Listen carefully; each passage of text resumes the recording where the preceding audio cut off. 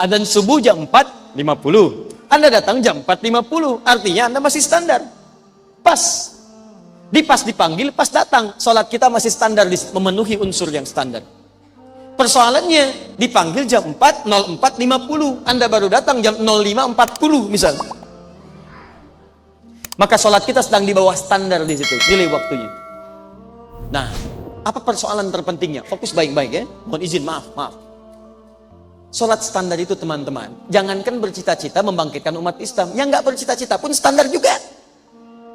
Coba lihat, sholat 5 waktu. Jangankan Anda yang 50 tahun, anak 5 tahun belajar sholat 5 waktu juga. 7 tahun 5 waktu juga. Tanyakan pada anak 5 tahun, apakah punya cita-cita membangkitkan umat Islam? Gak kepikiran. Anak 5 tahun 5 waktu, Anda 50 tahun 5 waktu. Masya Allah, kalau sudah puluhan tahun masih 5 waktu juga, Anda butuh berapa tahun lagi? Sedangkan rumus dalam Al-Quran, semakin tinggi permintaan, semakin tinggi pula ibadah harus Anda tingkatkan. Saya kasih rahasia buat ibu ya. Ini antara kita saja, kita tidak bagi dengan yang lain. Lihat sini. Saya berikan rahasia besar.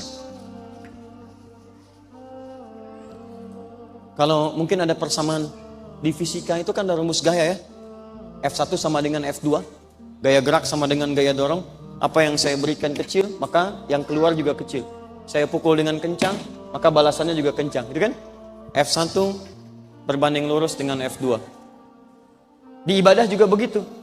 Jika kekuatan yang Anda berikan, Anda tingkatkan, kemudian amalannya semakin tinggi, maka hasil yang Anda peroleh semakin maksimal.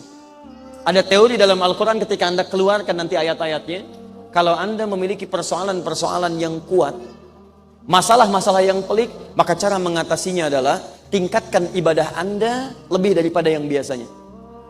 Contoh, Quran surah ke-51 ayat 24 sampai 30, paling kanan sebelah bawah. Ibu kenal Nabi Ibrahim? Sini Abu Bakar sama Nabi Ibrahim, luar biasa. Baik. Lihat sini. Satu kali Nabi Ibrahim kedatangan tamu, Bu, malam-malam. Teman-teman, Pak, malam-malam, tengah malam. Kalau kita di Qatar mungkin jam 1, jam 2 lah.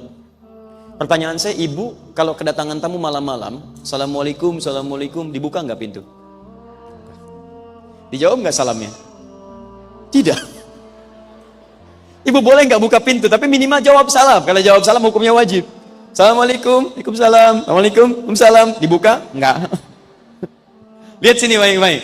Hal ataka hadits dhaifi Ibrahim al-mukramin. Pernahkah Anda dengar kisah tentang Nabi Ibrahim yang kedatangan tamu-tamu malam-malam dan dimuliakan? Iddakhalu alaihi faqalu salama.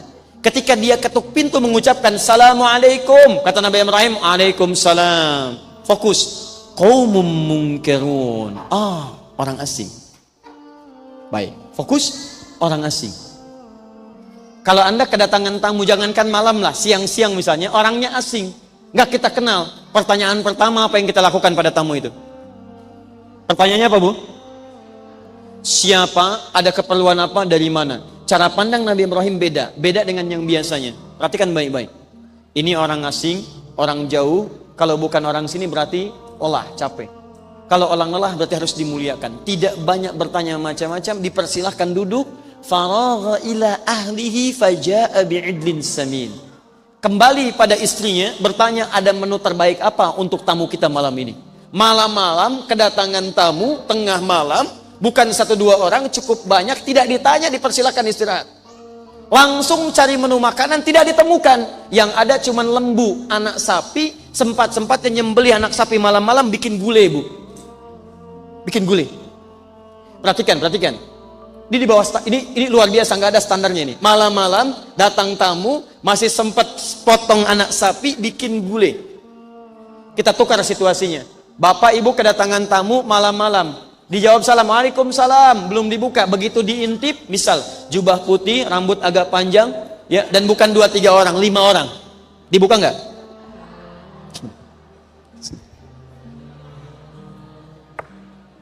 Sekarang lihat, belum selesai.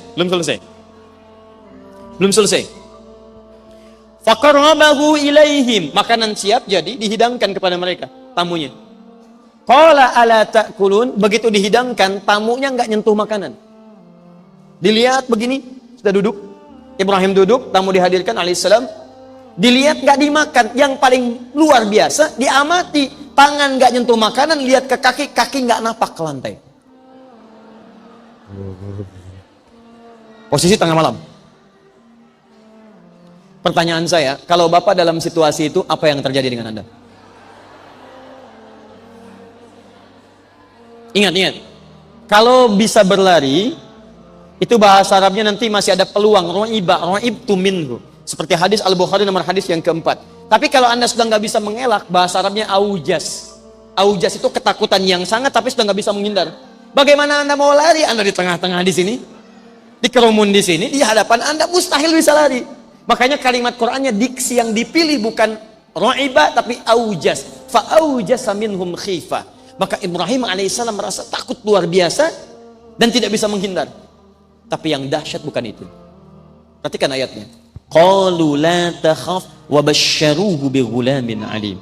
Mereka katakan, kamu nggak usah takut. Dan mereka datang membawa kabar gembira, istri Anda akan melahirkan punya anak yang sangat jenius, cerdas. Saat itu Nabi Ibrahim sedang bersama Sayyidah Sarah. Maaf, Sayyidah Sarah divonis secara medis, secara klinis. Maaf ibu ya, kalau bahasanya kurang menyenangkan. Sudah monofos dan divonis tidak mungkin punya keturunan. Mandul monofos. Secara medis mustahil. Secara klinis gak bisa. Tapi lihat, Ibrahim melakukan satu amalan yang luar biasa. Standar menerima tamu di tengah malam, sulit untuk dibuka pintu. Beliau buka pintu. Salam, ibu katakan tidak dijawab. Beliau jawab. Tanya, Anda katakan diwawancara. Dari mana? Keperluan apa? Nabi Ibrahim tidak cara berpikirnya. Tamu, ada sesuatu, capek, silahkan istirahat. Minimal tanya, silahkan. Tapi yang ini tidak. Cari makanan, sembelih lembu, hidangkan bentuk gulai. Ketika maksimal diberikan, bukankah hadis Nabi mengatakan, Man kana yu'minu billahi wal yawmil akhir falyukrim dhaifah. Siapa yang merasa beriman pada Allah dan hari akhir, muliakan tamunya.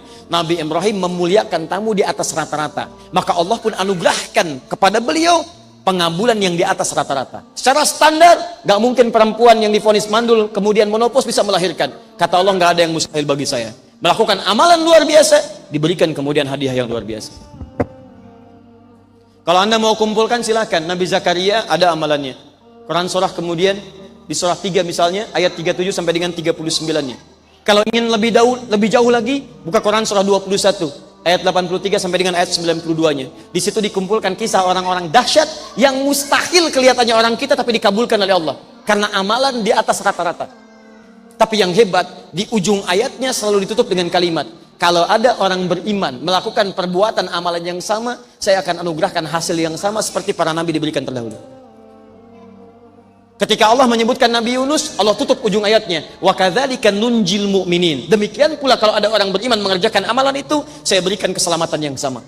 Ketika Allah berkisah Nabi Ayub, sakit, penyakit tidak diterita oleh orang sebelumnya, tidak dirasakan oleh orang setelahnya. Kemudian ditutup dengan kalimat wa dzikra lil abidin. Ini mesti jadi pelajaran pengingat bagi hamba Allah yang menjadikan amalan yang sama.